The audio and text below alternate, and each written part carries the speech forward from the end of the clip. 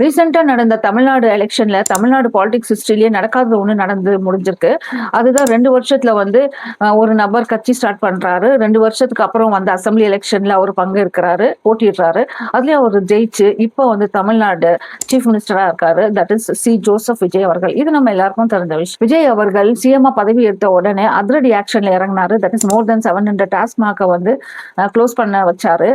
அதுக்கு மேல வந்து லிக்ரியான்னு ஒருத்தவங்க ட்விட்டர்ல வந்து இந்தியாவில் விஐபி சேர்ஸ்ல வந்து டவல் கல்ச்சரை வந்து மாற்ற முடியாதான்னு ஒரு ரெக்வஸ்ட் போட்டிருந்தாங்க. அதையும் அவர் வந்து மாத்தி காட்டினாரு. இப்ப இந்த மாதிரி அவர் வந்து மக்களுக்கு சாதகமா ஆக்ஷன் எடுத்துட்டு இருக்காரு. இப்ப இதுக்கு அடுத்து வந்து விஜய் அவர்களோட மூவ் என்ன தெரியுமா? இந்த மாசம் கடைசியில சிஎம் விஜய் அவர்கள் வந்து பிரைம் மினிஸ்டர் நரேந்திர மோடி அவர்களை டெல்லியில போய் சந்திக்க இருக்கிறாரு. அண்ட் இன் பர்சனல் நிறைய லீடர்ஸையும் சந்திக்க இருக்கிறாரு.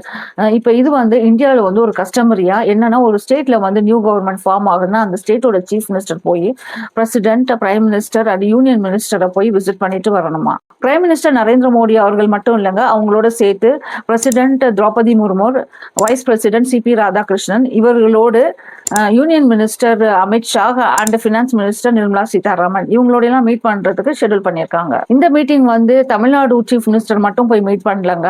சிஎம் ஆஃப் புதுச்சேரி, கேரளா, அசாம், வெஸ்ட் பெங்கால் இவங்கெல்லாம் போய் ஸ்கெட்யூல் பண்ணியிருக்காங்க. It's a courtesy call on prime minister Modi. இந்த மீட்டிங் எப்ப நடக்கும்னா, பிரைம் மினிஸ்டர் மோடி அவர்கள் தன்னுடைய ஃபாரின் ட்ரிப்பை முடிச்சுட்டு இந்தியா ரிட்டர்ன் ஆகும்போது நடக்கும். That is after 20. இதுல நான் ஒரு விஷயத்த நோட்டீஸ் பண்ணேங்க. விஜய் அவர்கள் சிஎம்ஆ பதவி ஏற்றதுக்கு அப்புறம் மக்கள் மத்தியில வந்து ஒரு தைரியம் எழும்பி இருக்கு. தைரியமா தன்னுடைய கோரிக்கைகளை வந்து யூடியூப், இன்ஸ்டாகிராம், ட்விட்டர், சோசியல் மீடியால இந்த மாதிரி பதிவு செய்யறாங்க. அதே நேரத்துல கவர்மெண்ட்டும் அதுக்கு அதிரடி ஆக்ஷன் மீன்ஸ் சொல்யூஷன் கொடுக்குது. இப்படி நடந்துட்டே இருந்துச்சுன்னா, அப்படி தொடர்ந்துட்டே இருந்துச்சுன்னா உண்மையிலேயே தமிழ்நாடு வந்து இந்தியாவில எல்லா விஷயத்திலுமே நம்பர் 1 ஸ்டேட்டா தீர்க்கணும். நீங்க இதை பத்தி என்ன நினைக்கிறீங்கன்னு கமெண்ட்ல ஷேர் பண்ணுங்க. இந்த மாதிரி சின்ன சின்ன தகவலுக்கு என்னுடைய சேனலை சப்ஸ்கிரைப் பண்ணிக்கோங்க.